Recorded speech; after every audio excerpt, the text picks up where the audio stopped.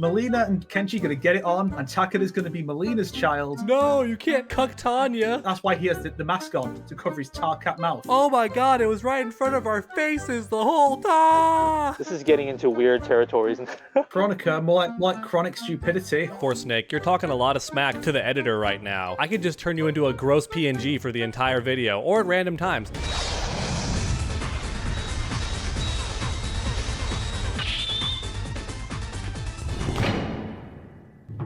I'm looking at dog screen and trying to figure out what exactly this is being recorded, because it looks like there's I just have no idea what me, I'm looking at too. There's me, him, and then an infinite void of me and him. Sonic's not even on there at all. Oh. Oh.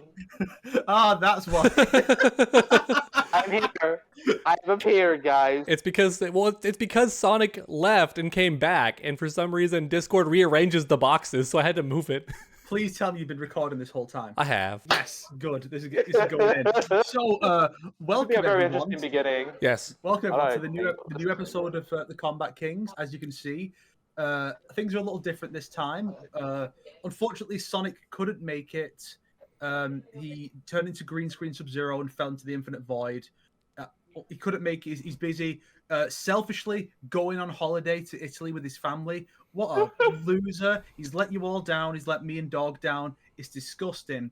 So we're just going to go, just me and Dog, and hope you enjoy this green screen of Sonic falling to his death for the rest of the episode. That Dog's going to have to edit in, because Dog's going to edit the video, because Sonic is too busy spending time with his family to be here and edit the video, honestly. Damn it, Sonic. What do I not pay you for? Can't even edit the video. What do I not pay you for? Come on. The quality of the audio and the volume levels and all that, if it's bad, because it probably will be, just blame Dog. You know, he's at fault. I got nothing to do with it. I'm the one who's not letting you down. The only one not letting you down here, guys. Subscribe to me. I'm almost at 100K. You know, for Snake, you're talking a lot of smack to the editor right now. I could just turn you into a gross PNG for the entire video, or at random times. I could just find an embarrassing photo of you. I'll just dig in your history, I'll find an embarrassing photo, and just put that. Snake, you gotta remember here, Dog has the power to make you embarrassing in the intro this time. Like, he can do that if he wants to. Sonic. Bold of you to assume that I'll do an intro. Look, Sonic, what you need to remember is that your role here, Sonic, is to keep quiet until I say, here's our special guest. Oh, it's Sonic. He was here the whole time. He fooled you. Okay. You kept talking over us. Now they know. You've ruined the whole thing. You let us down, Sonic. You Go never back told to me Italy. this shit. You're supposed to infer it. Don't you know that you're supposed to listen to my words and just make assumptions based on the things I say? Like when I say, Tanya, it's certainly like Dora Milaje. Oh, what? Racism? No! Die! Why are we starting with that? Sonic, you're being really selfish right now. Okay, you've been talking this whole time. Let Snake talk. It's relevant to the topic at hand, Sonic. Well, okay, wait. We just got a brand new trailer for Mortal Kombat, and so we're going to jump. Instead of talking about Sonic's like gay little holiday or whatever, we're going to get right into the trailer, the stuff people want to hear about. That was timed way too well with the gay little holiday. It just happened to match up with what I was doing. It's like the most like aggressive intro I've ever seen, and I'm not even in my own apartment. Snake has a lot of pent-up aggression from the Tanya reveal. He's still salty. Oh yes, also, if there's like weird audio in the background, it's because Sonic's in like an ice cream shop. Yeah, I'm in a really cute ice cream. I'm on the cruise ship, see? You can see the beautiful landscape in Catania over here. Mm-hmm. Catania, I think that's what this place is called, this coast, basically. Princess Catania. Catania sounds like what happens if like a Steven Universe fusion happened with Katana and Tanya. That's a good one. No, it's the weird ship name for like Katana and Tanya, NTR and Molina. Oh. I'm impressed how fast you came up with that one. Don't say NTR. So anyways, in this video, we are going to be talking about the 3 new trailers that came out during the San Diego Comic-Con. And I think the most interesting one that we can talk about will be the first one. I'm pretty sure we got a lot to say in this new trailer. Yep. So how do we start? How do we just get right into it, basically? Well, first I'd like to briefly just talk about the other things relating to Mortal Kombat that we've heard about. Like, we got confirmation from Dominic Chancholo in an IGN interview that Scorpion is Kuai Liang. Oh, yep, they finally confirmed that. Yeah, well, it remains a question of, is it literally Kuai Liang, or is it Japanese orphan Hanzo Hasashi given the Chinese name Kuai Liang by his adopted father. That's a weird thing. I'm still convinced they're going to do that. Did I misread it? But did it actually say like adopted son? Smoke is the adopted one. I'm just saying, like, I'm sure it'll be a reveal. I'm sure it'll be like a twist towards the end. You're not even my father's son, Kuai Liang. You're a Japanese orphan. And that's the twist. No, because that'd be crazy. Like they're both orphans, because that's already Smoke's thing. Also, Smoke looks very handsome. I'll put him on screen right now. Here's Smoke without his mask, everybody. It got posted. He's a handsome boy. He's a very handsome man. The men are very handsome in this game. Some of the women aren't, but the men are very handsome in this game. I feel like the opposite, in my opinion. I think it's the women are kind of hot, and then the men are not bad, just samey. I don't know if that makes any sense. Well, I'm looking forward. Are you saying that never mind, that all ninjas look the same? Are you stereotyping ninjas right now? Well, the two things to say about that. One, I'm looking forward to you redacting your statement once Reptile is shown. You go, you know what, bros? Oh, finally. The guys very much sexier than the girls. Two, I think the reason saying the girls are sexier now is because we saw in that trailer female chameleon. And so you're like, ooh, scaly. That gave me reactions. I got feelings when I noticed. When I noticed Chameleon in the background. That was an interesting one too. But let's backtrack a bit. I think we should start. Oh my gosh, why is it so loud all of a sudden here? It was not loud here like an hour We can't ago. hear them. We can only hear you. Okay, thank goodness. Your phone has like a shit audio quality, but it's very good at noise canceling. Okay, that's great. So I think the first thing we should talk about is Lee May, because that's the kind of like the first person that got like revealed in the trailer. Good for Lee May fans. They've wanted her for like 17 years, and what she appeared like as like a little cameo in an MKX, and now she's actually finally in the game. By the way, I actually think her face model looks very similar to the one from MKX. Don't you guys think? Yeah, well, like the hair loopies and stuff are all there. Yeah, I think she looks good. You can tell the MKX version was like the basis that they used for it. Although I do feel like they have she looks a little older, which is funny because she should be. I know she's an Outworlder, so she probably look the same, but she is actually younger than she was in MKX. Younger than we've ever seen her, actually. If we assume that everyone here is the same age they were in MK1, even if the time frame of events had moved, she would be younger than we've ever seen her, because we've always seen her at least a decade after MK1. But she looks older for some reason. Well, they want to make her Michelle Yeoh coded. Which I assume that the reason they changed the face to make her look older is because the voice Kelly Hu gave her is decidedly older than what Tara Strong gave her in MKX. Yeah. She's giving off that motherly feel. That's the thing I keep hearing people say. She's literally mother. Her special moves from Deception in the 3D era were very faithfully adapted, which I find super cool. Like her cartwheel kick and from the air looks dope. They brought back her flying punches, but instead of her punching while moving forward, she has a big flying knee and then lands and punches, so it makes way more sense. But it's still there. Like, the spirit of the move is still there. And she also has firework powers. Oh, yeah. Every day is Chinese New Year, motherfuckers. Out of all the three characters, I really like Lee May the most from the trailer. I'm like, yeah, she looks pretty fun. Like, her abilities look very flashy. I enjoy what I'm seeing. And another little fun thing is that when she does her throw, that the stance she takes when the firework demon attacks, it's one of her fighting stances from Deadly Alliance. Yep, definitely is. Yeah, she does like the pose at the end too. I really wish they would bring back the goofy triple kick that she had in that stance, which is kicked 3 times in your gut. Oh yeah, the fighting style that is famous for being like swift, high impact punches. So where the characters do often wear clothes that can flap with the impacts to really sell the hit, and she's just there. Go watch the episode of Style Selects from Sugar Punch. Don't do that. Fighting style. Maybe don't do it. Obviously. Only watch these videos. Watch that. Only watch out. Wait, only watch Combat Kings. Not even watch Dogs videos. That's true. Don't watch Dogs videos. Don't do it. Just watch the Combat Kings. Yeah, totally. Just do that. Yeah, so I think Lee May seems pretty cool gameplay wise, and the design is a little bland, but that's like everyone in the game. So what do you expect? Yeah, we'll see what her skins look like too. Maybe there'll be more references to what she does. I pray we get the Deadly Alliance one, or at least something very similar. Yeah. Maybe her Battle of the Realms one. That'd be cool too. Yeah, I don't want to knock any of her current outfits because there's going to be alternates, like at least 2 or 3 alternates per Yeah. character. So I don't want to like talk too much about like I don't want to sass it too much, but I did wish there was more purple on it. It's like mostly not Yeah. purple with just some purple highlights, and I was like, maybe to make her look more distinct from Molina, who's like mostly maroon. That could be why they're doing that. Okay, so before we got on this podcast, I watched like Maximilian Dude's like reaction, and no one's really talking about this, but I just thought this was the most hilarious thing that happened in his reaction. The video starts, Lee May pops out of the door and like starts fighting people. Maximilian's like, "Oh, this is Molina before she got the tarkatan." Okay, I was hoping you'd say okay. that. Oh, very cool. Yeah, look at this. Oh, she has so many flashy moves. That's very cool. And then it's until Liu Kang says like Lee May like failed her thing, and he's like, "Wait, that's Lee May." That's Lee May. He really thought that was Molina for like 30 seconds. Yeah. Which is super actually, funny.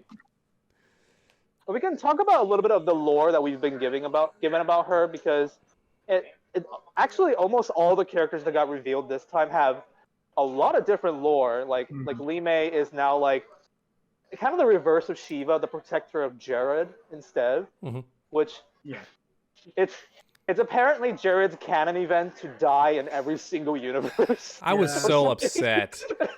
I still think there's a slight chance that maybe we get to see him before he dies. Maybe he's on screen for a little bit, and then hopefully we get to see the assassination. I hope at least that much changes. I hope we can at least see it. Like, come on. There is that question of who assassinated him. Cough, probably Rain. Probably Rain. I pray that it's something like Rain or Molina in like a Blood Fury or something. Oh, you guys haven't seen the leaks already. Okay. I pray it's not Sindel. Okay, just so you know, by the way, apparently there's a roster leak that's been going out around, and people are saying it's getting more and more close to being real because the predictions are right. I didn't look at that, and I don't even mean that. There was a behind the Okay. scenes at Comic-Con that like you're not supposed to film, but people filmed it anyway, like during the panel, and it just straight up drops who assassinates Gerard and everything. It just straight up says it. Yeah. Oh, really? Yeah, that car ride with Lee May and Liu Kang just is a huge knowledge dump on what happens in story mode. Like it answers like 7 questions. We can talk about that later, because because that reveals like 2 new characters. And wait, do you think those 2? I don't remember those 2 being the ones who killed Jared though. They're not. If you talk about those 2, they're not. Okay. I'll say this. It is possible that the characters being mentioned didn't actually do it, and they're just the scapegoats or the ones who claim credit for it. And that the reality is there's a twist that we if they do that, then they're smart. They're smart people there at NetherRealm. Unless the twist is that Sindel did it, in which case I retract my statement, and I'm very upset. That's the glass onion twist. That's the glass onion twist. If she's still evil, then the people working at NetherRealm working on the story are actual idiots. Wait, what if they do a Harry Potter style double twist though? What if they do like a Snape kills Dumbledore situation where like you think Snape is bad, but you learn later on that his intentions were actually good and like why he killed Dumbledore? What if that happens with Sindel, where like she killed Gerard, but it's because Gerard had come to the conclusion that they had to kill Molina because she had the Tarkata disease and she was gonna make their empire look bad. So he's like, we just gotta discreetly kill Molina. I've come to my decision. And she's like, no, not my baby girl. And so she killed him. That would be interesting. Dang. But still not good, though. But still not good. The thing is, like, that could potentially work for a narrative where the idea is that Liu Kang's changes are being undone, effectively. Like he tries to change how things play out, but they still play out most of the same way. That's why things are so similar. She's like, I'm going to make Kitana and Molina sisters so they can work together and protect the home realm. And then it'll be like, yeah, but by doing that, that leads in a different way to Jared's death and everything falling apart. So it's revealed that Jared only wanted one kid. He's trying to find ways to get rid of one of them. I was gonna have them fight to the death like tradition, but Sindel said no. That's the thing that I've kind of noticed is that because a lot of people, when they are talking about like things that are happening in the worldview, they're like, why did Liu Kang do this? Why did Liu Kang allow this to happen when he shaped the world and stuff like that? I got a really funny comment of we'll get to this even on the DLC part, because like when I said I didn't like Ermac's design, I got a funny comment, someone saying, Liu Kang is a horrible designer. That was really funny. But I'm pretty sure that it's a situation where Liu Kang didn't control everything. Yeah. Like, not everything is in his will, which we will get later on to, like, the Tarkat disease and stuff like that, which obviously he did not control that. Like, I feel like that's going to be something that they're talking about. I feel like this has been clearly the case since MK11 with Kronika, because the reason the whole plot is that Kronika is trying to create the perfect timeline, but clearly she can't. If she could control everything, she would have her perfect timeline. Yeah. But the fact that she's still trying to do it proves she can't. So Liu Kang clearly has influence over how things play out. He can make alterations here and there. We don't know exactly what the extent of it is, but clearly. But clearly, he water. can't control everything. So, because if he could, that would be like the end of the series. Yeah, that's where the series would end. Yeah, true. So, my theory is even more boring than that. I think that Liu Kang. I think that whenever time resets, there's just random changes that like Liu Kang didn't have any control over whatsoever. The only thing he could do is like tell people to make better decisions. So, for example, that would mean that. That would mean that Sub-Zero and Scorpion being brothers was just sheer happenstance. Like, Liu Kang did not control that, but hey, it's what happened as one of the changes. Molina technically isn't even Molina when you think about it. She's the biological sister, which means she's no longer an exact copy, so she's her own person now. In a way, she's not even Molina. She's Molina in name only, and that's it. So all that could have happened there is that Liu Kang whispered to Gerard and Sindel, like, y'all should have 2 kids. Name one of them Molina. I know Katana's a name you already have picked out, but name one of them Molina. That's the most that Liu Kang could have done, you know what I mean? He didn't, though, because apparently they don't like him very much in Outworld. So, we'll see. Actually, if I'm not mistaken, that's not Outworld. No, this is so like weird in this story. What? But they call it Outworld. They call it the Outworld. Well, yes, but okay. But the Umgadi like tribe, isn't that like a different like isn't Molina like a different like part of the main force of Outworld, and the Outworld people are like another. You know, the ones that where you're like saying they're like, oh, they look like Reiko armor. Like, aren't those the Outworld people? Oh my gosh, I don't know if this is getting a bit confusing. I think they work for Sindel anyway. I'm pretty sure Reiko and everyone works under Sindel and Gerard. This is where things get very interesting to me because Li Mei was cast out, so Li Mei's trying to get back in to do something. It looks like in the trailer. That's why they're stopping her in that leaked footage, because they're actually with Sindel, whereas, she's trying to warn them of something. Makes you think, will Li Mei have a flashback costume where she's wearing all yellow? That'd be cool. I want lots of flashback costumes. And real quick, before I forget, because I'm gonna forget this. It's not going to happen, but can you imagine, like, someone, Maximilian dude thought that it would be possible for pureblood Molina before she's like tarkatan. He thought it was possible that could be its own character, right? Could you imagine if, because the Tarkata disease progresses, it would be so cool if we got either a what if or a canon version of Molina where she's just full Tarkatan and she even has the Baraka blades to an extent and she plays completely different. That'd be really fucking sick, and I would totally enjoy that. Similar to how you have like evil Ryu and Ryu. Her entire like skin is like clawing off and stuff like that. She bald.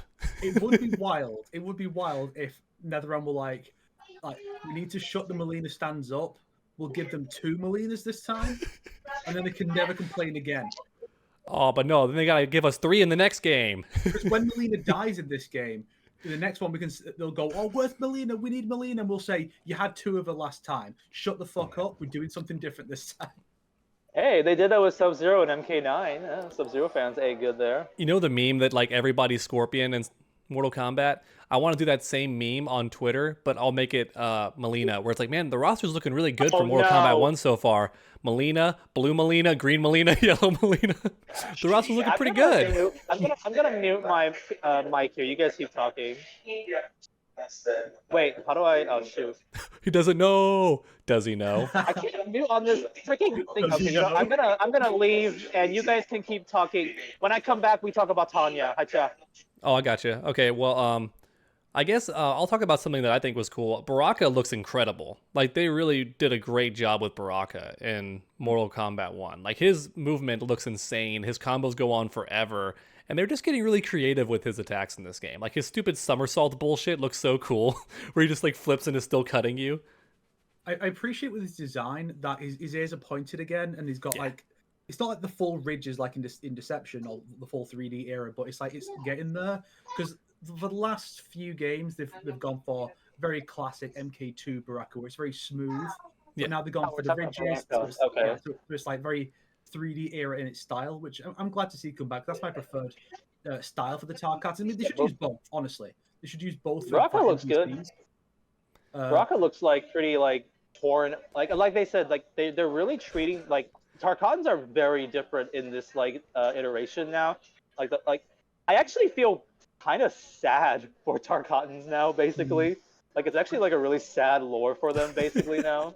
I have a couple of Like, wow. observations about his mouth. Like one is that it's very red around his mouth, which is similar to Molina in MK11, which I find makes him look way more vicious now. Like, I mean, I don't know if it's meant to be dry blood from when he's been eating people, but certainly he looks like he would do that now, especially. Yeah. Maybe it's the only way they can get nourishment. Like one of the effects of the Tarkata disease is like vegetables and fruit no longer sustain you. You must eat flesh. The other thing, though, Maybe. The other thing though is that what we've seen so far, it's just normal Baraka Tarkatan mouth, not the weird split mouth thing Molina has. So does that imply Molina is further along, or there are variant mutations, or just that Baraka not? Are you kidding me? I like the mutation idea because that's what they originally were in MK2, right? They were mutants, and it implied they could all have different powers. It does seem like they've gone back to a lot of the early stuff for inspiration. Like I believe, at least at some point before Scorpion and Sub-Zero were fleshed out in the early concepts for MK1, I think they were going to be brothers, at least at one point.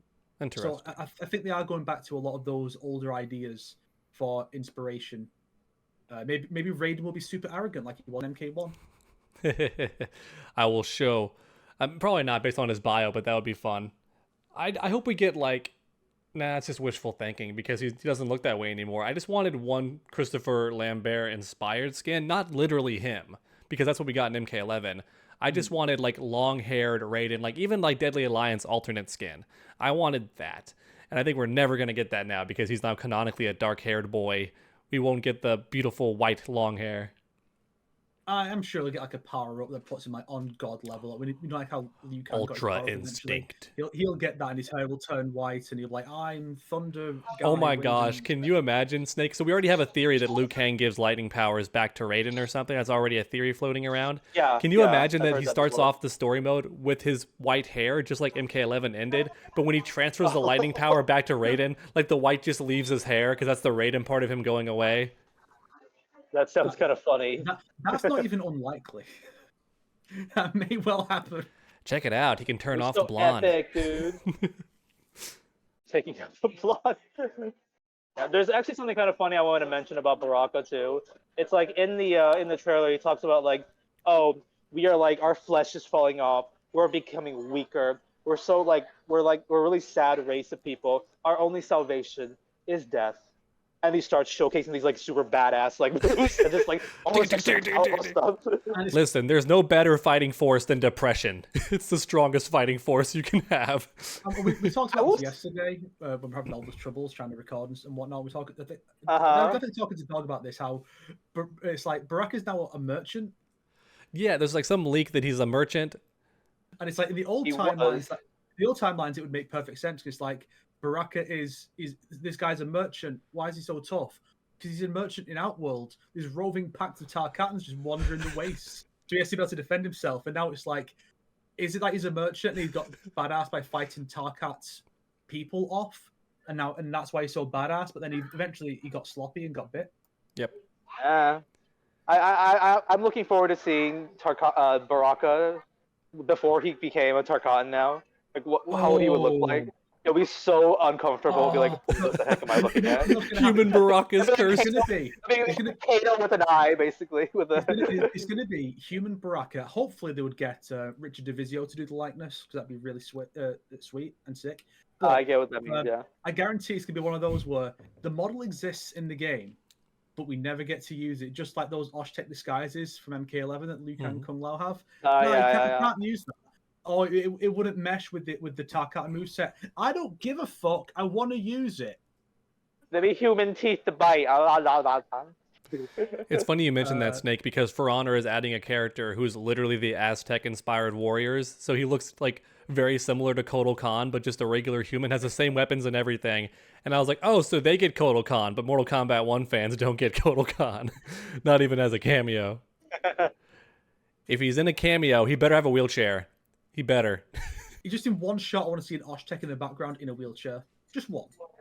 That's true. And we can pretend that it's him. It's just a guy as a nod to that. That's what I want to see. I want it to be referenced in an intro. I want Kotal to fall even further, where he was born with like a broken back already, and he spent his whole life like paralyzed. Absolutely horrible. He was born with like he was born with like a severe like crippling disease, but like a severe like spinal disease, and so he goes around in a wheelchair a lot, and then one day he gets taken to the flesh pits, and they fix him up, and then he comes back and he's like, I am badass Kotal Khan man, but now he's also meat. I am. That's where the blood magic comes from. Just like melding different ideas like to exist in the start. I thought you were gonna say like he gets like brought to the flesh pits and he's like, I am Baraka. Kotal Khan says, I am Baraka. Like that's his origin. Like he was a merchant in Outworld, but that's just like Kotal Khan's new job in Liu Kang's era. He's just a merchant. My name was once Kotal Khan. Bro, I can't believe Sonic got kicked out. No, I'm leaving that freaking place if they keep just having announcements like every 5 he's being minutes escorted. there. You can hear them like pushing him out, and he's fighting the staff. I'm gonna add in punch sound effects. Fatality. I never got my ice cream. Okay. This will be my new spot. I don't know how good this spot will be, but this is gonna be my new streaming spot. I like this new meta where you have to like constantly move locations during his podcast. It's like a game. In the casino. My goodness, I cannot believe how loud that announcement is. One last thing I want to mention about This is the Baraka dude behind you is staring at your head now. I love it. What? This is the guy behind you staring at your head, like on the painting on the wall. I didn't even notice that. He's like, look at this man's head. It's like that one meme of going to the bathroom in the men's bathroom, and all the women are like, there's like a photo of women like laughing at you on each wall, and it's like.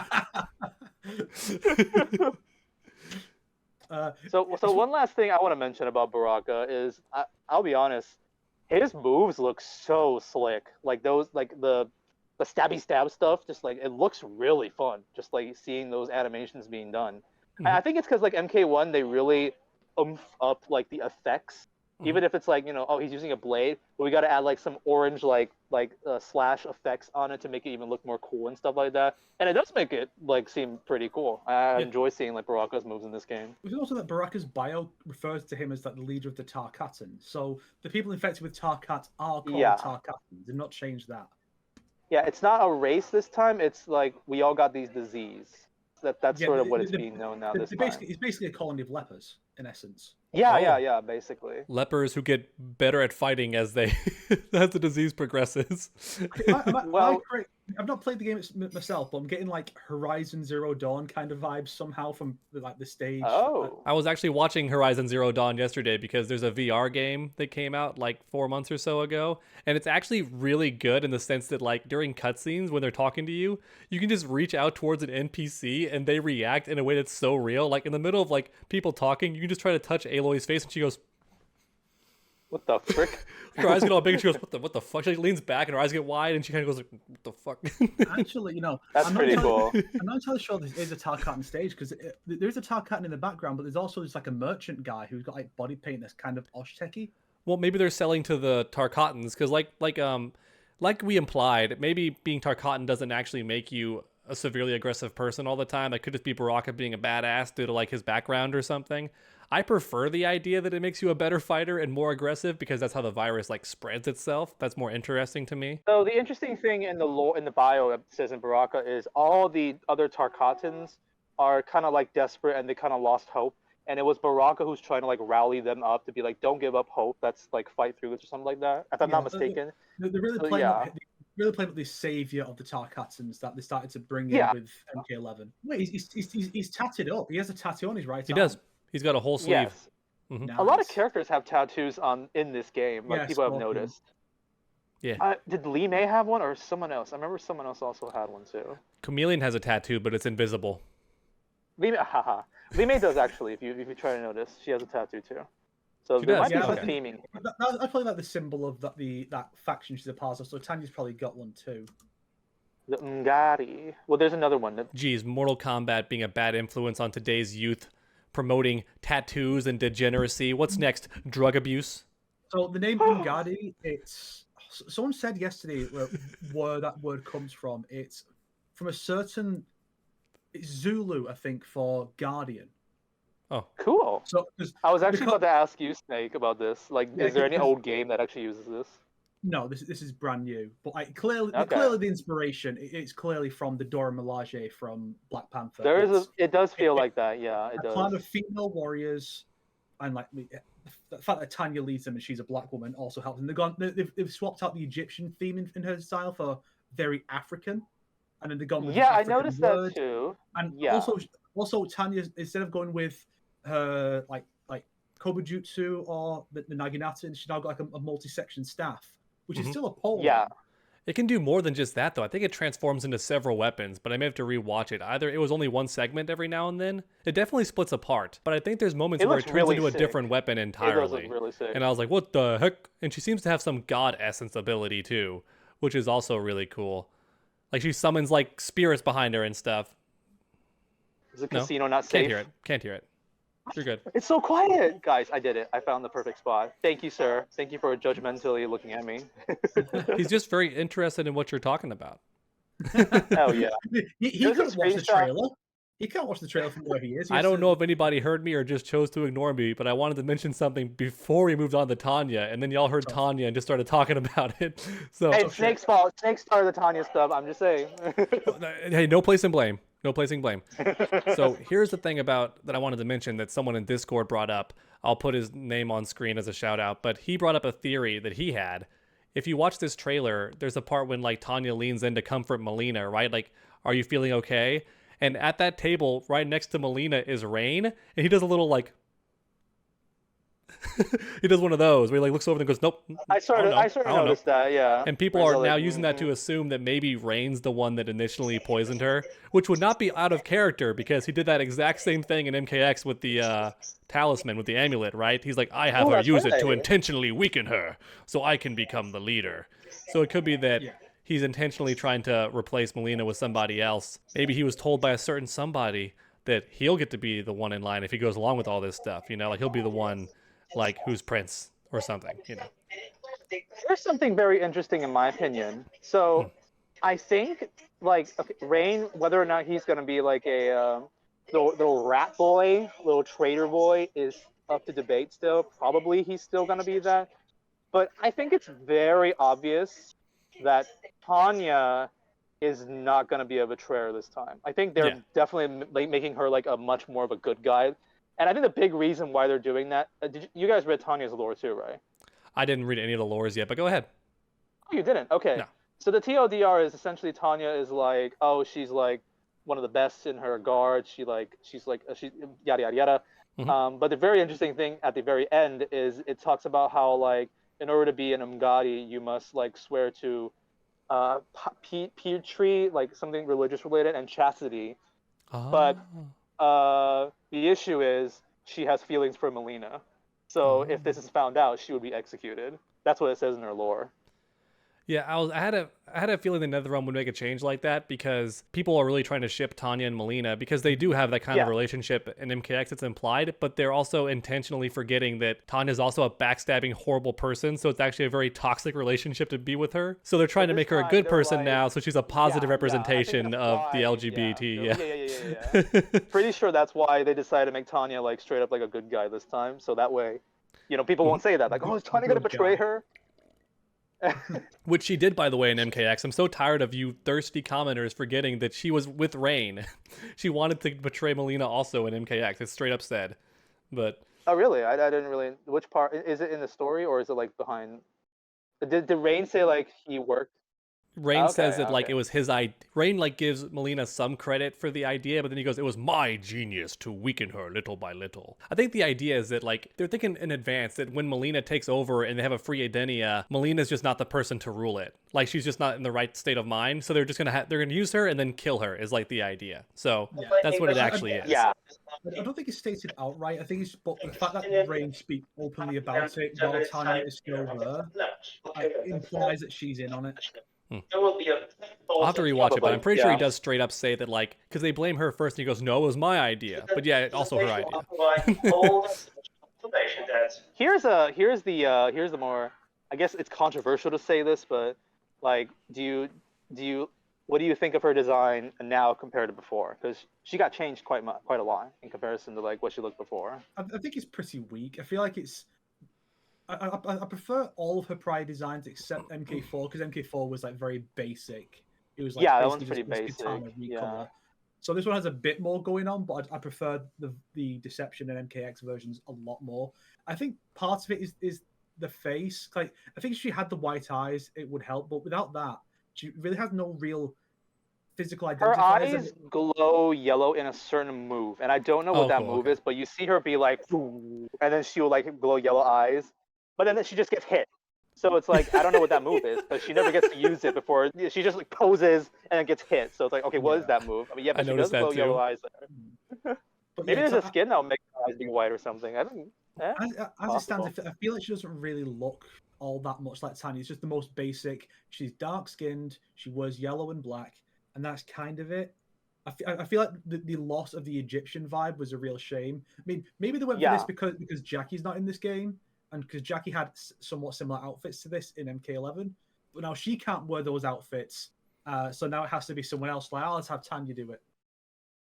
I thought about that too, actually. I was thinking like, so we need to add some like representation in the game, and Jackie's not going to be in this game. So who's our black lady? Well, let's make Tanya especially black, so that way this will be the black lady. That's my theory. That's just the theory that I have that I've thought about. Imagine that instead of rebooting, they had a sequel to MK11 that's after another time skip. And so after this time skip, the combat kids are about 10 years older. Yeah. If this design was an older Jackie, married to Takeda and like maybe aligned with the shade I do in their yellow and black outfits, would it be more fitting for her than it is for Tanya? Sure. Actually, an older Jackie looking like this kind of is not a bad idea, actually. Like if that was that's not a bad idea. They were kind of setting it up with those costumes because the idea was that characters who are in the past and the present have past and present outfits. Characters who aren't in the present, like Baraka and Khan, have past and further past. So the Khan armor is probably from around the time he would have been betraying Onaga. Then you have Baraka in his shirtless styles where he's more savage. Whereas the characters who are only in the present, like Jackie and Cassie, those are meant to be further future, because at one point the narrative was supposed to have a future timeline which would have like time traveling Cassie and Jackie, and that's why Cassie's wearing those weird spacesuits. So presumably that was kind of what they were going for an older Jackie. So it wouldn't surprise me if they did recycle that concept for Tanya. I mean, remember Lee May's design Jade's design in MK Mobile was actually a Lee May concept art from MKX that they recolored to give to Jade. That's weird. That's funny. Oh, you just reminded me of something. Dog, you accidentally predicted Tanya in this game like a couple months ago because you covered the Onslaught. In fact, you predicted something very specific. You were like, in the Onslaught update, like Cyber Smoke, Reptile, and Tanya are in the game, but their models aren't in there yet because that probably means we're getting new models of these characters. And then Tanya actually came to that game looking the same as she did in MKX, and you were like, oh, okay, never mind, drop that theory. But then you were right, it turned out, because she has a new model in this game. Yeah. I mean, to be fair, if they brought back Molina and didn't bring back Tanya, after all the Molina stands got really into the idea of this relationship, they would riot. And then the Molina stands would be really obnoxious and going like, "Where's Tanya? Our queen needs her queen." So, it feels like one of the lessons they learned from MK11 isn't anything relating to the quality or development structure. It's don't piss off Molina stands. Just give them everything they want, and everything will be fine. Which is the worst takeaway you could have from MK11. You say that, and honestly, it feels that way because it's like, okay, you have all these like characters that people love that are just jobbers, Noob Saibot, Reptile, Ermac, and you know all these like smaller characters. And Molina was that too in MK9. She got a little bit in MKX.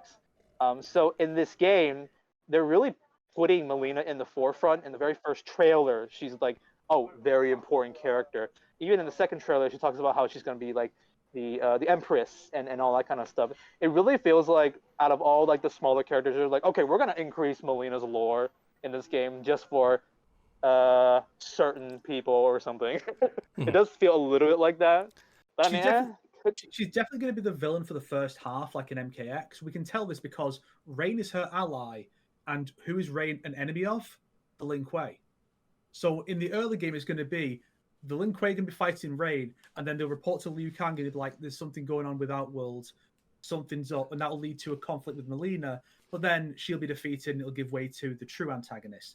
We've not seen who the villains are. Looking at the current status quo, the villains, because Outworld seems to be relatively stable. Okay. And Liu Kang's meeting with Katana, so it seems like at the minute the villains would be like Reiko, Motaro, Rain technically. But that's kind of it. Everyone else just seems to be on decent enough terms. So we're not really in terms of if we talk about the story clip they showed at the San Diego Comic-Con, there's more information. I actually do think that San Diego Comic-Con like clip that they showed provides a lot more information for stuff, honestly. Which I think we can get into that right after we're done with this stuff. I haven't gotten to share my opinions on Tanya. I still haven't too. gotten to. We just keep hearing Snake complaining about Tanya. That's all we've been getting here. Okay, well then I'll ask you this, Sonic. Are your opinions on Tanya positive? Honestly, yes. Okay, then we'll have you go last, because mine are a bit more negative. Okay. So, I'll just quote what someone said in my comments section, which is like, "That's not Tanya. That's somebody else."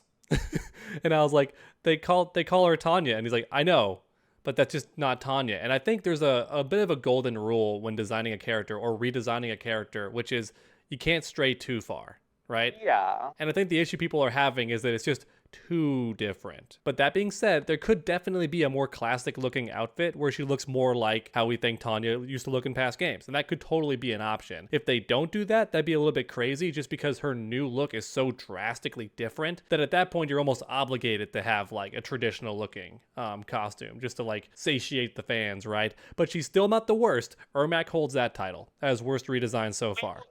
We will get to that later. I will get into my rant mode. Her gameplay, I will say, looks hard. Like, she seems like a complex character because she actively has to buff herself, it looks like, during the match, and she gains new attributes to her attacks. Because you can see stuff like glowing around her when she does different moves and stuff, and it stays around her even when she's not attacking anymore. She flies in the air so long in some of her combos. She just stays up there for a very long time. One of her moves, like whirlwind kick move, doesn't Lee May have that same move? Or something really similar, which creates like a connection to them through the movesets. Maybe. I know they're all priestesses, and they use like god energy. It looks like because like Lee May used to be Umgadi. Yes, true. Tanya is literally summoning a god to fight alongside her, which makes sense with the warrior priestess theme. Like she's summoning a literal deity when she's fighting. It looks like all the arms behind her and shit. Yeah. Like. So, which I thought was Hindu, but now that you mentioned the African influence, it could be just an African god reference that I don't know, because admittedly I never studied that stuff. But I thought Asura's Wrath when I saw like the 8 hands behind her. Asura's Wrath. Yeah. Shall I end off with the Tanya conversation? Yeah, it's your turn to be happy about Tanya. Okay. So, just so you know, by the way, when I said I am positive with Tanya, I personally still prefer her previous designs. Like, to me, like MKX DLC, not story mode Tanya, like just looks great. Mm-hmm. I think her iconic hair like missing is a bit of like a shame. It's just like that's a very like her thing, and also the Egyptian influences. I don't hate her new design. I think it's still like a good design in my opinion, at least. It's not like it's not bad. That's more of my positiveness about it. But I am very into her gameplay. Like I think those flashy moves like do look very cool. The sigils, like you said, those hands. There's like a screenshot that you can see her like just have the staff with like 8 hands like coming out is pretty cool, pretty interesting. So yeah, I like her gameplay. That part is where I'm more positive with mostly, and also I'm not a Tanya stan, so I don't really care how she turns out. In my opinion, at least, I'm not like I have to have her be perfect kind of situation. Yeah. Oh, wait. There's actually one last thing we should talk about before we move on to the next topic. Okay. With Tanya being like this new bodyguard of the Umgadi and the Empress and shenanigans, do you think Countess Jade is actually still got a chance in this game? I mean, I did want to make a meme on Twitter where it's like Jade mains when they see that Tanya's using a pole weapon, and just like them all shocked with Katana's face, like, yeah. She has a chance as DLC. I don't think she's going to be in the main game at all, except maybe in a cutscene. On the one hand, I feel like we have too many of the. I know Tanya's not technically one of the lady ninjas, but she just kind of fit into it. She just have that kind of vibe to her. She feels like she is sort one of. We've already got 3 of them, so like having 4 is pushing it. Like we had 4 in the base game of MK11, if you count Frost and Scarlet, and then they added another later. And with this being the base roster, it just feels like it's a bit much. But then that is kind of the style the game seems to be going for anyway, where we already have like 3 male ninjas because they want to go very classic in a lot of ways. So I wouldn't put it past them to have. I wouldn't put it past them to have 4 of them in, but I feel like it would be for the best to leave Jade out and then save her for the expansion. Not to mention, the fact they refer to her as Countess Jade could unfortunately imply that she's no longer in a combat role, like she's just an advisor. That could be possible, because they're very specific in stating that the Umgadi are like warriors, whereas in past Mortal Kombat games, it was like implied that everyone could fight in Outworld. It was kind of like a running joke that you could be like a diplomat, but also kick ass.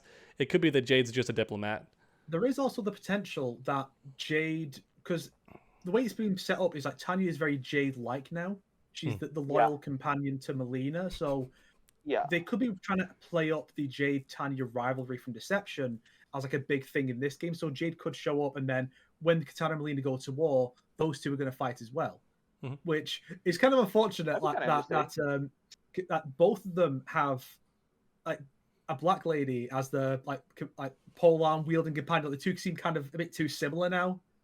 Like there's no real difference between them anymore. If that happens. Unless they give Jade the Kobu Jutsu, like they just switch their weapons. Just give Jade Tanya's moves. Could you imagine the worst reveal ever, where like there's a secret scene with just Katana and Tanya talking, and at one point she stops her and goes, "Don't call me that. Call me my original name, Jade." It's like a big reveal. I mean, you think that's a joke. Remember, Scorpion and Kuai Liang can become one character. It's entirely possible, and that's where Tanya's treacherous nature comes in. She's pretending to be someone named Countess Jade, and she's secretly, she's like, my twin sister Jade. Yeah, she totally exists. She goes behind a wall and comes out with a different outfit, like Looney Tunes style. We have this bloodline curse that means if we're in the same room together, we explode. So unfortunately, you'll never see both of us together.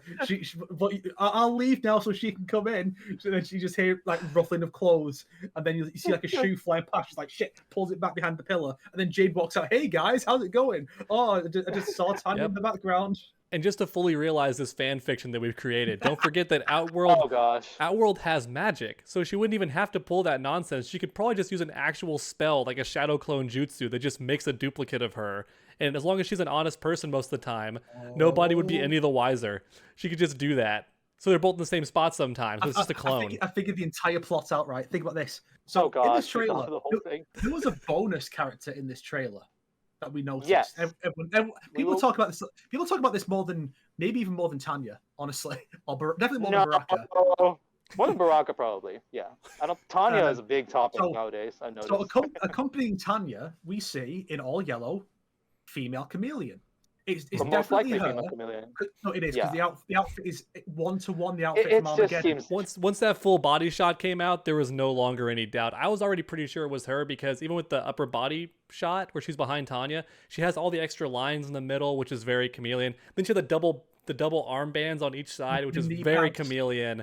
Yeah. I want to add something here before you keep going, Snake. Just want to clarify. It's the exact outfit from Armageddon, except her thighs have been covered a bit more. So, one thing I want to mention about that scene in particular is I'm pretty sure in that scene it's going to be you're fighting against Tanya, and Chameleon's going to be her cameo fighter. Yeah, And you as Li obviously. Mei, you get Fire God Liu Kang as a cameo fighter, which is probably the exclusive cameo fighter, because Fire God Liu Kang is not a cameo fighter, probably. Now, I'm sure if he's a cameo fighter, he'll just be like the mortal version to be classic. Same with Raiden. I'm sure we'll But get in like story mode, he can't be, though, is what Sonic is saying. Like, for story mode, he has to still be the same Liu Kang. It's probably gonna just be like Fire God Liu Kang's like moveset, just used as like a supporting abilities and stuff like that. It's going to be straight from MK11, where like a fireball just comes from off screen. Whoa! Something like that. It's really funny, Snake, that you mentioned how Chameleon is more covered up, despite the fact that she technically shows no skin. I just find that kind of hilarious. You can't even have the illusion of sex appeal. She has white skin now in this game, so she's. But it's still not like, it's not human skin. It's like getting turned on by a mannequin. She's solid white. I think the reason I transitioned into talking about Chameleon is because I figured out the plot. The idea is Okay, yeah, keep going. Chameleon, who can mimic the female fighters, the female ninjas, and also her outfit can change color. She's going to be able to shapeshift her physical form, at least like color-wise, so she can resemble someone like perhaps Jade. Is it possible that Jade is a secret identity of Chameleon? Because Chameleon, see, she is a Saurian, like Reptile. What's Reptile's color? Green. What's Jade's color? Green. In this continuity, the green characters are going to be connected because Jade is secretly a Saurian, like her costume that they did for Combat League in MK11. And so she's actually female Chameleon the whole time. And that's why I think one of Jade's one of the colors for the reptile skin was grey, setting this up further. So Chameleon is actually Jade in this timeline, and she's going to be used by Tanya as a spy to spy on Kitana. Oh my god, it was right in front of our faces the whole time! You really are insane for these fan fictions. They're not crazy enough to do that. NetherRealm's not crazy enough to do those awesome... I wish they were, though, because MK1's supposed to be different, so I would appreciate just wacky nonsense like that. You say that, but they made Sindel evil. I think that's why people have responded so well to this other thing I wanted to briefly mention is, so there's a bit where Kenshi's got his hand on Molina's head, and clearly he's either just concerned for her because he's a decent for some person, reason, or he's using his telepathy to try and ease her mind while she's going through this procedure or something. But someone highlighted that on Twitter and was like, whoa, what's going on here? So I joked and said, secret, what's going to happen is Molina and Kenshi are going to get it on, and Takada's going to be Molina's child instead of Su-Chin, and that's why he has the mask on to cover his tarkat mouth. I said that as a joke. I got like over 1,000 likes on that. I love it. And I'm like, why do people? I was like, why do people like this? I don't get it. And people are saying, well, it's because it's like a wild new idea. Yeah. The kind of thing you want to see. It's not all like just like remixed versions of what we've already seen. So I'm like, yeah, I kind of get it then. Yep. An insane idea. Although I do find it very funny that just that one touch, and now Kenshi Molina is a ship that just happened now, just because of that one. Which ironically, there's more to it than there is to Jade and Kotal or like Cabal and Serena. Like there's actually more fuel in it. Like he put a hat. Like remember when Aftermath came out, people were like, "Oh my god, Fujin put a hand on Nightwolf's chest. They are an item." A ship was born from that interaction. If I ever meet one of you guys in person at a convention, we're gonna take that photo. I'm gonna gently like put my hand on your chest and just like look at the camera, and it's gonna be like, "Now ship us," or like, "We are now officially a couple." Yeah, we're the ship, shippers. basically. Do your thing. The fourth dog is now a thing. Sonic Ha dog is now a thing. Sondog. Sondog. They can't have them do that though, because that would piss off all the Tanya and Molina stans, like the shippers. If Kenshi had a baby with Molina, canonically, they'd be so pissed. That is something people are angry about. Unless it turns out that in Outworld they're into polygamy, so Molina's like married to both of them. Unless they do that. Some people in the replies were saying, "Oh, that's wrong." There's some people being like, "Well, Molina is bisexual, but by restraining her to like one sexuality, that's like erasing her bisexuality," which is true. Like, you have to allow her to show interest in both. Yeah. I mean, here's the thing: like Tanya is in love with Molina. Does Molina's bio say she loves Tanya? No. It could be no. We don't know anything. Molina's about that, like, "Yo, Kenshi, so hot," and people were like, "No, you can't cuck Tanya." People are justifying why it works because, like, oh, Kenshi he loses his sight, and so it's like the Thing and Alicia Masters in Fantastic Four, where like because he's blind, he can see past her exterior thing and see the person. Your mind is still like- beautiful, Molina. I can still read your thoughts, you dirty bitch. Those are some dirty thoughts. These two characters who have literally never met or interacted once in any previous game have more chemistry than half the shit they put into MK11. So there's one last thing in this trailer that was shown off, Okay. and that is Okay. one of the base roster cameo fighters, Darius. Oh, from that's Deception, right. Yeah. I actually forgot about him until you mentioned him. who is looking pretty faithful to his original design. Mhm. I feel Okay, I feel I want to mention I something feel, here. I feel the tweaks have made him like with the like armor. It looks a little more generic than he used to, but he's faithful enough. It is kind of funny how now we're at a point now. It's like he's wearing armor and he's bald and got a goatee, and it's like it kind of looks like something you'd give to Jax, like a weird alternate. At first. So My only I want to mention disappointment- something here. It's cool to see I thought, Darius yeah. back, although I'm sure he's going to have no story presence because that Oh, would no way, require yeah. that would require He them to might. introduce. Well, they'd have to introduce Order all Realm. the Order Realm, maybe Chaos Realm. Like Order Realm has the two factions as well. There's a lot to introduce, Yeah. and I feel like this game's good. They might have him cameo as like a mercenary hired by one side during the conflict, and then he's like, "Oh, well, I need to get back to Order Realm. You know, I've helped you, so now you have to help me in my conflict when the time comes. I'm heading back there to sort that out. I'll see you later, Katana or whoever."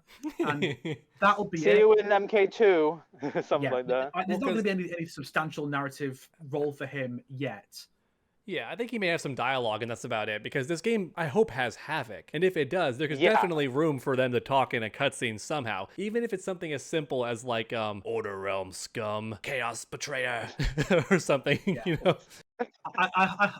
I hope that this is a sign that that's something we're going to explore in the sequel after we've laid the core foundation with this game. Of what we're going on, yeah. So I want to mention something here because when the reveal was happening, I was just live chatting with Snake about like everything that was going on. It's pretty fun.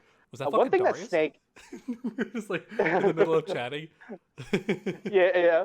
Oh no, I mean like typing kind of chat. But like Oh. essentially, I remember like a while ago, like Snake mentioned, I think on like another podcast, like Shred, that one guy you shared like that podcast. You were talking about the Lin Kuei trailer, which you guys didn't make an episode about. Oh.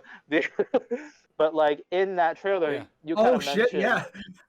Well, I guess we're going We to talk didn't- about yeah. that as well. if we have time, then we'll see. But in that trailer, your conclusion was like, for a game that Ed Boon was kind of like mentioning, being all like, "Ooh, we're gonna bring back obscure characters, gonna be like really interesting characters." It's still just like common fan favorites like Smoke and Rain is a really interesting pick, despite the fact that he's been in every single NRS game. It's just, what was it? DLC, story mode, DLC, and finally now he's in the base game. So that is kind of funny. That's why they did it too. Yeah, probably. But Snake's takeaway from that, I find it really funny that finally Rain and Tanya are playable in the base roster, Yep. in together instead of one DLC per like a game. But yeah, but basically Snake says like, I want to see more obscure characters, and it's just like this is just like normal stuff that I can expect.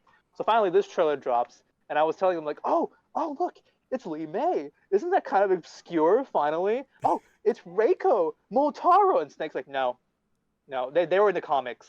That's not obscure enough. Yeah, It's not. You gotta put in Art Lean.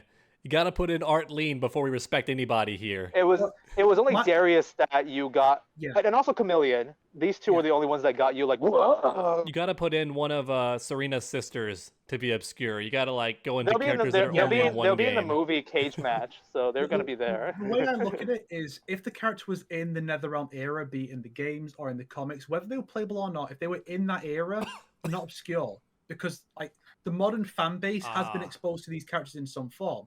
Lee May was in MKX in the cutscenes. Tanya was in MKX as in the story and then as DLC.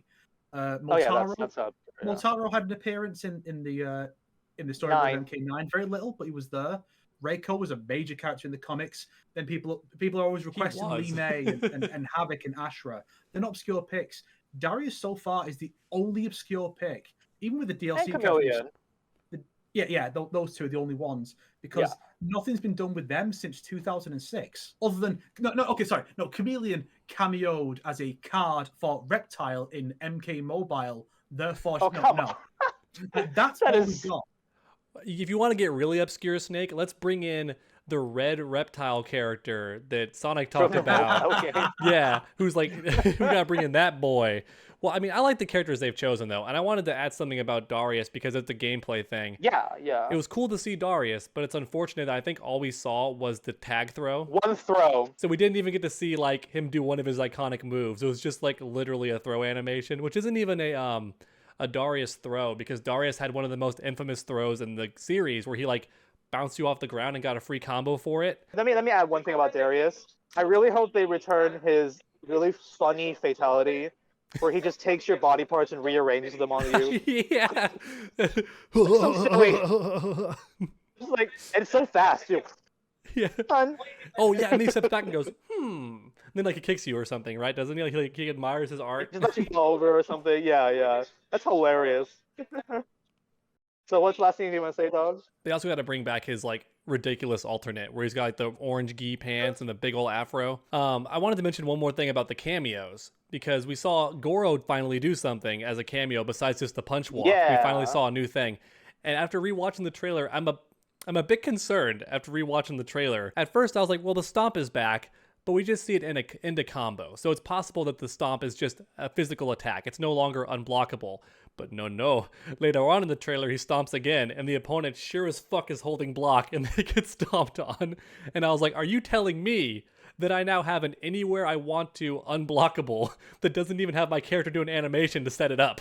He just comes down and stomps your ass. It's a projectile, so that's why the opponent blocks, and then he gets hit by the girl stomp. So it's not just a case of the opponent has to try and avoid my broken stomp move. It's they have to do that while trying not to get hit by me while I'm rushing them down. Did they learn nothing? It's so broken. I really hope there's some catch to it. Like maybe Goro's one of the few cameos that like, or maybe there's certain cameo attacks that cost the whole wheel instead of just half of it. Maybe that's stomp. Because that's a strong ass fucking move, dude. They already have guaranteed throws in the game, which are already going to piss off so many casual players because you can dash up, call Kano Ball, throw the opponent, and even if you break the throw, you still get fucking hit by the Kano Ball. That's already going to piss people off. I can only imagine that plus Goro's stomp. Like Goro's new design, the armor is kind of similar to what those Shao Kahn looking guys were in the trailer when they're like messing with the Tarkatans. And I think in that clip that was shown, they're following Reiko as well. So I'm thinking Goro probably is, at least in the story, as one of their enforcers. Mm-hmm. Yeah. Probably. So he's probably going to be he'll be reimagined as like a great general rather than a Mortal Kombat champion. Well, Goro's also a drummer boy. In the very beginning of the trailer, you see when like Li Mei and Liu Kang were in that cart. There's a drummer in the front, and it's either Goro or another forearm character, like playing the drums there. It's kind of cute. I thought you were referencing the that unlockable art piece you can get in Deadly Alliance where he's playing the drums. Oh, what a good reference. Like, people brought that up too. I didn't know that was even like a possible reference, but no, he's straight up in the Umgadi trailer. He's leading the parade that they're in. Like he's like dum dum dum dum dum dum dum dum. Yeah. So it's kind of cute. I hope that he's the only four-arm person we see because I hate that like Shoukons are just a race. I do hope at some point they mention that the Zatarians are doing okay and are no longer like an endangered species, because if so, Liu Kang is catching L's left and right from what I've learned from the leaks and stuff. Like, I can't swear because I'm in a boat. I swear if freaking like being a scaly boy is like another Tarkat situation. Oh, you caught the Zatart or something. Oh. I will honestly like. I would like really be like, okay, really? Actually, that's one thing I'm a little bit worried about. So, Baraka is voiced by Steve Blum again, right? Yeah. So he's back to his like tarkatan bloody shit, like kind of a voice. If Reptile was in this game with Baraka, will he also be voiced by Steve Blum, or is he going to be a different voice? I was thinking about this as well because remember when they first showed off Baraka 411, he sounded a lot more like Reptile. I'm not sure if they had him redo the takes or if they just like pitched it down, but Steve Blum's Baraka voice is very similar to the Reptile one. It is. I noticed that because in my MK9 video, I had the voice both Baraka and Reptile, and when I looked for references, I'm like, oh, I just need to like make it even more lower for Baraka. Nice. and Yeah. Reptile is a little more higher, so like a little bit like that. Yeah, so it's like I so feel like- similar. I'm inclined to believe that if Reptile does come back, they are going to get someone else to voice him. Could you I imagine think they're really gonna Sonic? make a really different Reptile. Yeah, yeah. What's Sonic, what would your opinion be if Reptile shows up and when he speaks, he's like, I will fight for my people. Like he just has a normal human voice. Like, how would you feel about that? Like, because he can already change his physical appearance. Why can't he change how he talks? Like, you know? Like in Shaolin monks when it's like it's another of Shang Tsung's servants. I do not serve Shang Tsung. Instead he goes, I do not serve Shang Tsung. Give him the sexiest Troy Baker voice like possible. He just sounds like just so sexy. He's just You like, are a half breed, Molina. Your That's kind of how claim I to the feel. throne is moot. oh my god, could you imagine? He goes from being the only surviving member of his race to in this game, like because his race is flourishing, he's now like a reptile supremacist. He's like, all flesh people are inferior to scale people. We are stronger by nature. We live longer. Our skin is more durable. He's not. Instead of being the last of his race, he's the only one of them who ever died. Ugh. Oh my gosh, that'd be hilarious. And it's like, That would be like, hilarious. it's like a statue of the Zaterran stage of like the legendary Saurian Sizoth who died, Sizoth, that's right. died defeating Shinnok so that the people could live. Or what if to keep his loner part of his personality? Maybe NetherRealm decides that like Reptile has to be like a loner or it doesn't fit his character. What if Zaterians are doing just fine, but they all look like normal people, like classic Reptile and MK2, but for some reason, Reptile got unlucky and caught like the killer croc disease, so he just like has all these scales and stuff. And he's like, they don't even want me. What is I have my fan fiction time. So you just said like Reptile like sacrificed himself to kill Shinnok, and they build like a monument and stuff. Now, what if Reptile in this universe is the Sindel? And so, like, Quan Chi revives him to, like, do some sort of outward invasion and all that kind of stuff. Reptile is now the key to the plot and stuff. Yeah, he's like the great leader of the Zaterians. Like, he's like a great symbol to them. So he resurrects Reptile to lead them astray and make the people bad. Like, that's our hero. It's a statue of him. Like, I thought you were going to go a different direction with that, Sonic. I thought you were going to say that the Sindel, in the sense that there's going to be a reveal that he was working with Shinnok the entire time. Oh no. He's the reason his people went extinct. He's like Sith the Scaleless from Dark Souls. Like, he's the reason all of his people died. He like they didn't like him, so he betrayed all of them. I'm the one that led my people to ruin because they wouldn't accept me. Here's what actually happens. Saurians are just like an advanced stage of Tarkat, and so Baraka is going to become Reptile. Oh my god. And then At a certain point, our teeth fall out and we get beaks. From MK11, the Killer Croc costume is going to look exactly like that and go, I am no longer Baraka. I am Reptile. Or even worse, Reptile is just a mutation that looks different. Molina's tongue is because of it's like the next stage of Tarkat evolution. It was right in front of our faces the whole time. And then you'll have gosh. Reptile like the Magneto saying, I am Tarkat superior. You are Tarkat sapiens. And he has his brotherhood of evil Saurians. I mean, I was about to say, what if like it gets even worse? Because when you were cutting in and out, Sonic, Snake and I were talking about how the reason Molina's mouth might I look could different. hear you guys at least. Yeah, the idea is that because Molina, Tarkatans are a mutant species again, like they were in the earliest Mortal Kombat game, so they have like varied appearances. Despite what we saw in the trailer, which kind of already debunks that, because we see like 7 Barakas that look just like Baraka but just different sizes. So that kind of is already debunking that. But well, I'm saying if it is still the case they have variations in appearances, what if Reptile's just like a different mutation of the Tarkata virus that just made him scaly and gave him like reptile features? I heard that part. Yeah, basically. That would suck. Actually, speaking of Reptile, I'm still very shocked they have not revealed him yet. It's like I feel like that's one of those characters you reveal like way earlier. Yeah, they're saving him and Havoc for like the very end for some dumb reason, just to get everyone hyped before launch day. But one last fan theory. Wait, before I forget. Save them for last because you're going to have the Deadly Alliance design. That'd be pretty cool. Surprise. I would like it.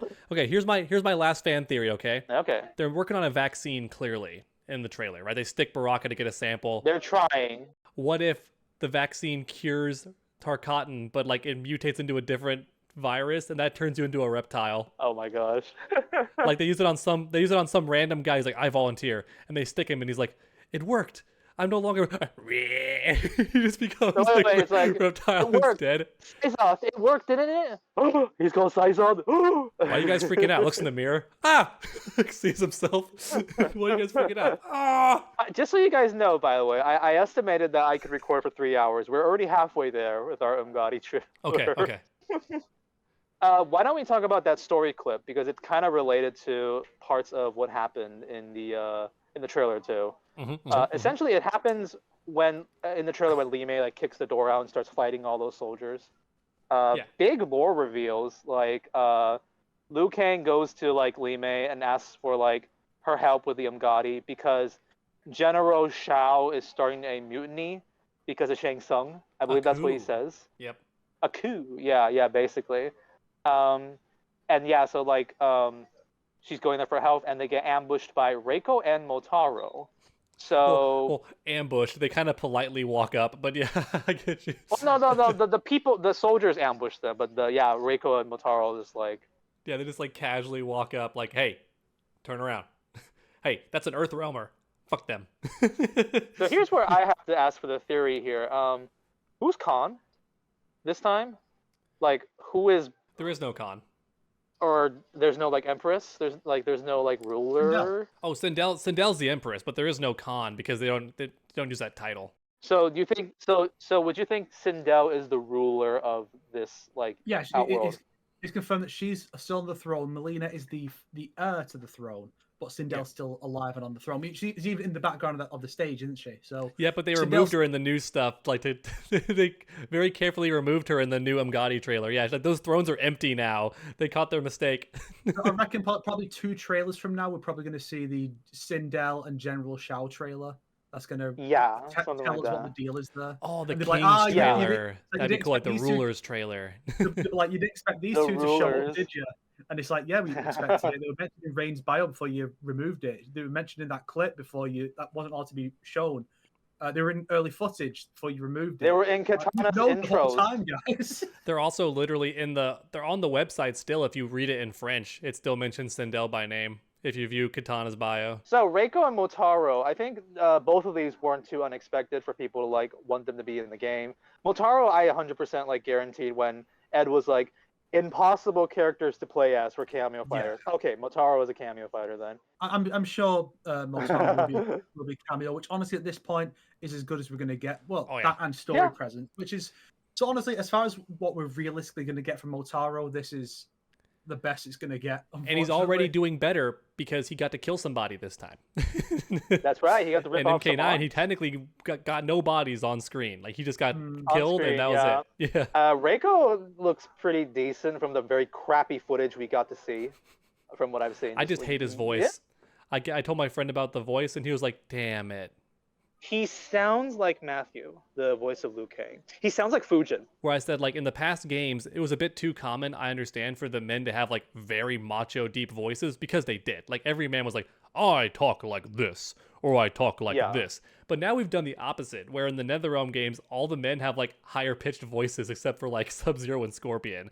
Like, even when Reiko walks up, he's like, turn back, Li Mei. He's not welcome here. And I'm like, that is not a voice that I ever pictured Reiko having, because he's always had the deepest. What's next? Is Havoc going to show up and just be screaming the whole time? Which is the opposite of him always whispering. That is funny because the women that seem to have gone generally a bit deeper. Like Li Mei, obviously, sounds a lot older than she used to, ironically. Sindel, obviously, gone deeper. You've got, I say Katana and Molina are deeper with Kari Walgren than they were with Karen Strassman. Well, just wait until Nitara gets here and she's voiced by Ariana Grande. The thing, remember you mentioned that thing about how like Reptile is like, what if I heard like Reptile sounding like, hey guys, yeah, I'm Reptile, yo. Like that kind of voice. Did you guys say that as a joke just then? By the way, no. If he looks good, I might be okay with that. But because that reminds me of what you're saying about Reiko. But that also kind of is how I feel about Yuri voicing Smoke, in my opinion. He's just like this sexy e-boy for Smoke. What were you going to say, Snake? And he's sexy in the game too, man. But I figured out what they're going to do for Reptile. It's like, okay, they're going to go, Steve, okay, so you're doing Baraka's voice. We want Reptile to sound a bit quite different, so you can't really do the same thing you did for MKX. So you got any other lizard voices you can do. Oh, And he's gonna go full Guillemon. that'd be awesome. So if he you does just have that. Reptile walking in saying Shang Tsung man. They just have him like overpronounce his S's in every single sentence. The ones who are stalking you are coming, Shing Sung. What's that, Alan Like Rickman? Stitch. Your enemies are approaching. He's gonna call Baraka tarkatan man. Tarkatan. People who don't watch Digimon have no idea what the fuck we're on about. The worst case scenario is like Reptile is like has even less agency. Like Shang Tsung just snaps his finger. Reptile, defend me. That's all he does and just comes into frame. Back to MK9. No, Yeah, that was actually he He has a chain around his neck and everything, like Blanca in Street Fighter. He has like the chain hanging. that was actually how they kind of solved that issue in the first game because MK9, Baraka and Reptile are in the game. Reptile can't talk, so Baraka had the voice. MKX, Reptile can talk, but Baraka was like just like a story side character who barely talks. So and then MK11 it was just Baraka. So no issues with the same voices. Hey. Reptile can talk in MK9. He just chooses not to. He's very polite. Well, he does. Oh, that's right. He yeah, can talk. He whispers to Shang Tsung. That's right. He chooses not to. But I hope Steve Bloom is going to be playing someone else because for the last 4 games, Baraka has always been sharing his voice actor with someone else. It was Jax, Shao Kahn, Sub-Zero. So I'm hoping to keep that trend going and let Steve Bloom play someone else, whether it's Kuai Liang or Bo Rai Cho. Bo Rai Cho would be a great cameo and story mode character. You can't let his master just not exist. So then he just shows up and goes, I'm Bo Rai Cho. And it's like, yes, Bo Rai Cho, yeah, thank you. And that's the one line he gets. And it just...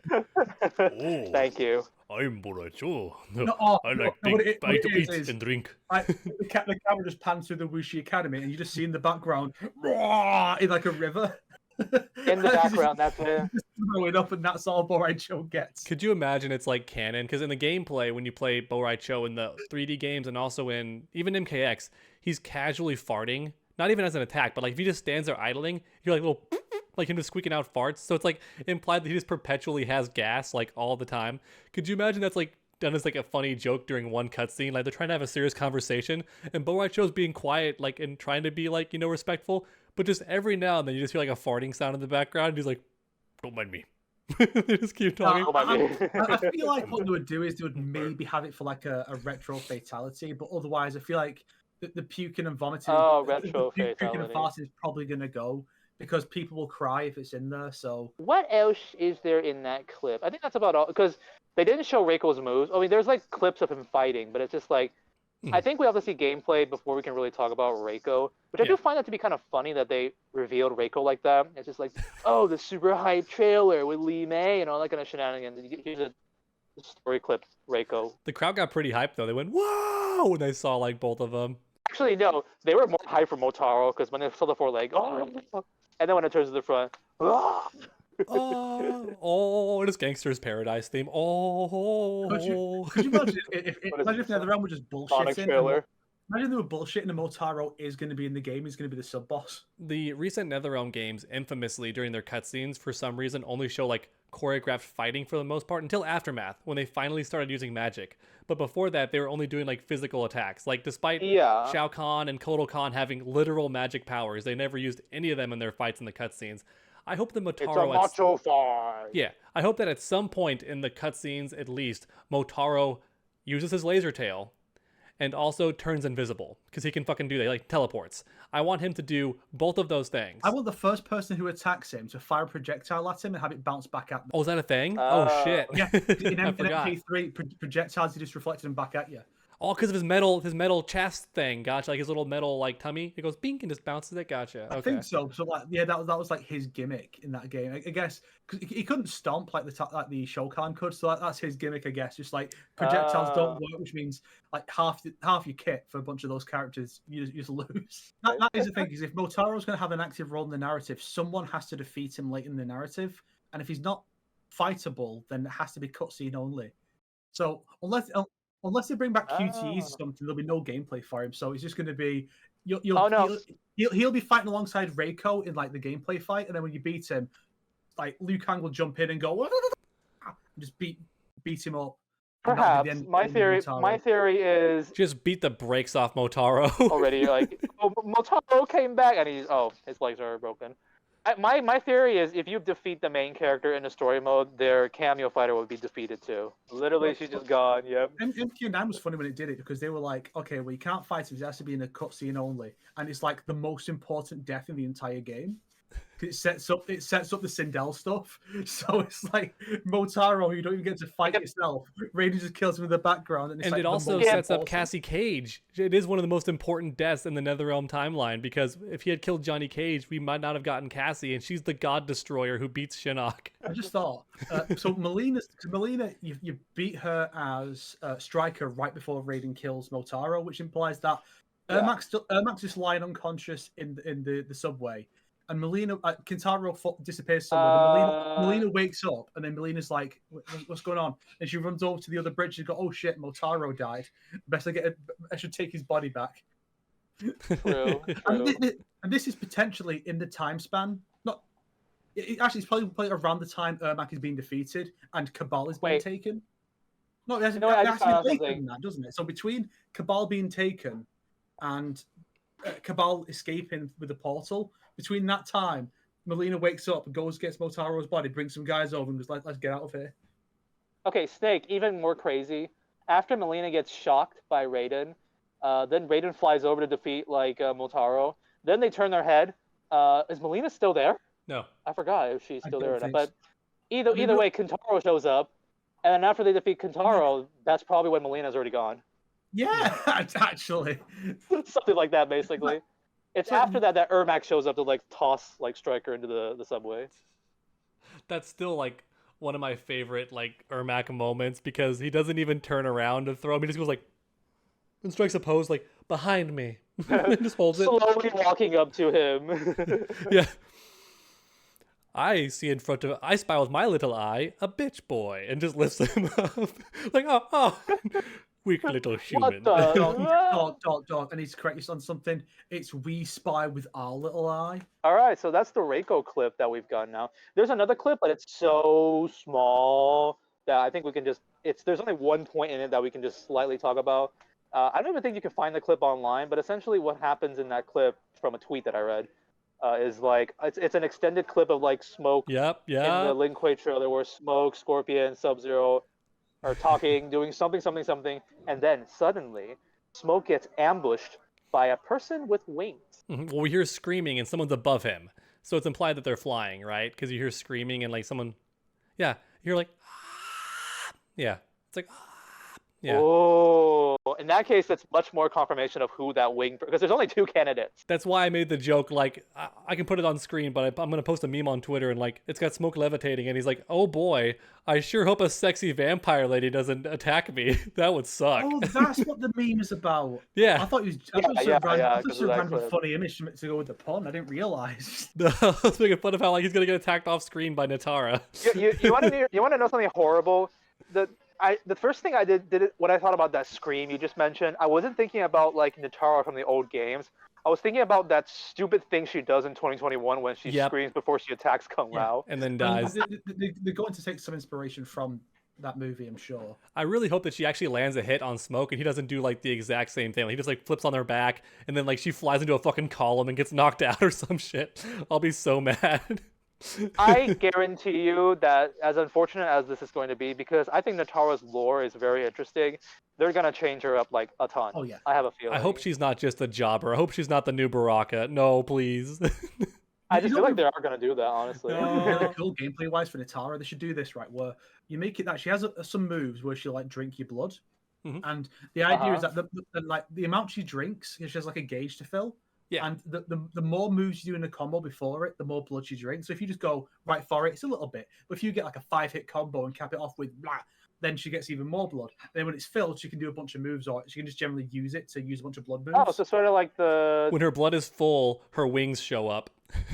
Yeah, a limited amount of time. So sort of like the new Johnny Cage mechanic that he has now. Mm-hmm. Instead of having a gauge, it's just if you get this move, you drink some blood, then you can do a move with it. But if you get hit, then you bleed that blood out, and so you can't use it. You have to do it again. Oh, I think okay. I'd even be okay if they just get lazy and do it like Scarlet, where any blood drinking move just gives her health. Probably, yeah. Oh, They could even just probably, do I that. mean, yeah. Be she completely did that in fine. Deadly Alliance. That was her throw. She just grab you and drink your blood. And kick Yeah, you. they better bring that back vampire, in so she's some got to way. do that. Yeah. It's probably going to be her fatal blow. It's going to be Wait, so is Nitara going to be the first character to actually have a fatality where she drinks the opponent down to a husk?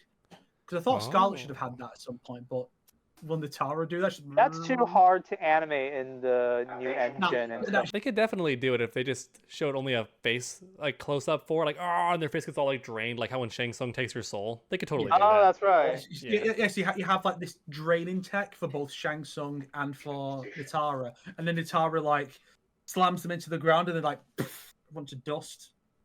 Nice. And while they're getting their blood drank, you got to give them the RoboCop face, like like the orgasm face while they're getting drained, just for all the memes of like Nitara biting them, and then it's like, oh, like when she bites you. Do what Japanese fighting games do, and give different characters different reactions to it. So Yeah. some characters will be like, and some one character is just there like, yes. Are you talking about like Guilty Gear? Like if Shao Kahn's in there, he's just like, what pain? But it still dies. He's with a stoic face, like, the whole time. Yeah, I love when Japanese games do that, basically. And Shang Tsung just like looks directly at the camera and goes, "Well, this is ironic." Seriously. Yeah. Something like that, basically. Time for you to feel what it's like to get bit and your blood drained. No, you! Nitara versus No, Nitara. No, you. Have you ever sucked someone's blood? Yeah, of course I have. Ever have your blood sucked? Okay, so if you get two Kenshis to fight each other, one of them will say, "Who is the keeper of time in your realm?" And the other Kenshi will say, "What do you call it? Weirdly enough, Kano." Oh yeah, yeah. So that's kind of cute. Kano. I was like, oh, okay. I know a lot of people would be like, "Oh, Kenshi says if you meet a man named Song, don't trust him." That's a Snowblind. No, it's Deadly Alliance. No, that's not. That's a deadly. Yeah. That's the same way I felt, Snake, when someone tried to say that, like, that's not Chameleon. She's wearing the wrong colors. And I'm like, tell me you're a fake fan without telling me you're a fake fan, to not know the basic shit, like how Chameleon can change colors constantly. Literally, all they know about it is, oh, she's that character who looks white in her render because she's put over a white background. She's transparent, and also she wears green. No, it changes color. You just can't make that happen in a static image. You fuck. It would also look way too distracting during cutscenes if she was just like constantly changing. I think they probably decided that. Like, that's just like, we can't even take Tanya's amazing face performance like seriously, because in the background is a fucking LED strobe light just going off. Like, it's just too distracting. I hope at least in gameplay she will go like LED lights, because that's one of her like interesting things. That's one of the Chameleon's fun things. Like, they just keep changing color. That's also why she has like a skin tone now instead of being transparent, because it would just look kind of goofy to see a pair of clothes walking around in the background. I don't care. I want to see that kind of goofy shit in MK. My assumption about the skin change is more just because either for this game, be it the base game or DLC, or for a sequel, the level of detail in the fatalities now, it would be really weird. Like, remember when Garrus like grabs you by the finger and like rips you the whole front off? That would look really weird if they were transparent. So they have to be white. Now, it's also possible. It's also possible that there's a narrative reason. It's possible she's not actually physically white. It's just like what could be white face paint, like body paint that's been put on her as a warrior. Oh, for makeup. Listen, Chameleon, we gotta be able to see you, okay? Okay, I'll dip myself into white paint. How funny would it be if there was a scene where it's like, oh, we need to infiltrate this place, and then you just see like it's normal transparent Chameleon, then you just see like a glove hit the floor, and like, hang on, yep, and she's just there like stripping off, and it's like it's like that character in My Hero Academia where she's like invisible other than gloves. So then you get the memes of like, oh, she's got the best porn, let me tell you. Because you can't see it.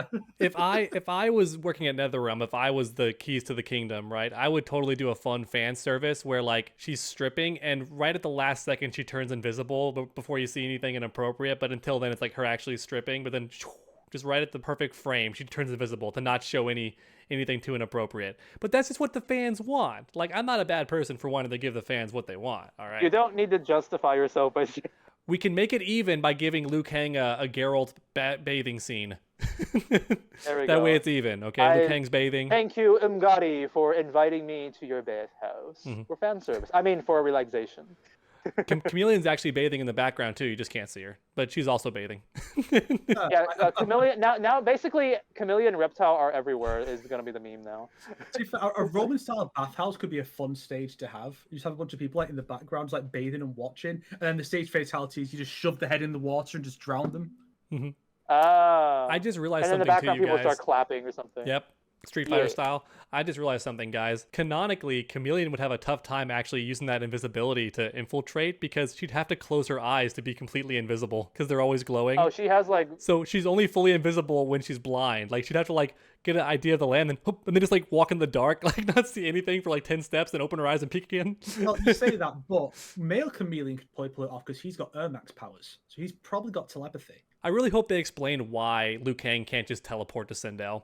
There's got to be an explanation in story mode why he's like gotta like get escorted with Li Mei and can't just like grab her Superman style in Injustice and just let's float. Well, and they just fly over to Sindel.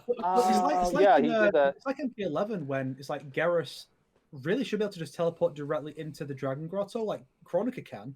So why not just teleport right in and grab the stuff instead of making this whole song and dance of like killing the Shaolin? Again, Kronika is so dumb. She has all the tools she needs to get this stuff done unnoticed, but she chooses not to do it. Oh, we already know that. But I guess like if I was to play devil's advocate, it's because Kronika wanted Kung Lao and Liu Kang to see their future, to sow seeds of doubt. That way Liu Kang is more likely to fight with Raiden because he knows that he like led them to their death. Kronika, more like chronic stupidity.